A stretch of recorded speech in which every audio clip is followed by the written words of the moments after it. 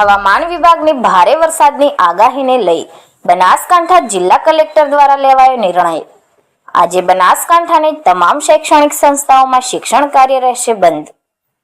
આજે બનાસકાંઠા જિલ્લામાં રાજ્યમાં અષાઢી માહોલ બરાબરનો જામ્યો છે, ત્યારે આજે 24 જુલાઈના રોજ હવામાન વિભાગની ભારે વરસાદની આગાહીને ધ્યાને રાખી બનાસકાંઠા જિલ્લા કલેક્ટર શ્રી મિહિર પટેલ દ્વારા મહત્વનો નિર્ણય લેવાયો છે। આજે બનાસકાંઠા જિલ્લાની તમામ આંગણવાડી કેન્દ્રો, પ્રાથમિક શાળાઓ, માધ્યમિક તેમજ ઉચ્ચતર માધ્યમિક શાળાઓ, કોલેજો અને જિલ્લાના તમામ શૈક્ષણિક સંસ્થાઓમાં રજા જાહેર કરાઈ છે, જેના કારણે આજે 24 જુલાઈના રોજ શૈક્ષણિક સંસ્થાઓમાં શૈક્ષણિક કાર્ય બંધ રહેશે। જોકે હવામાન વિભાગની ભારે વરસાદની આગાહીને ધ્યાને રાખી જિલ્લા કલેક્ટર શ્રી મિહિર પટેલ દ્વારા તકેદારીના ભાગરૂપે આ નિર્ણય લેવાયો છે।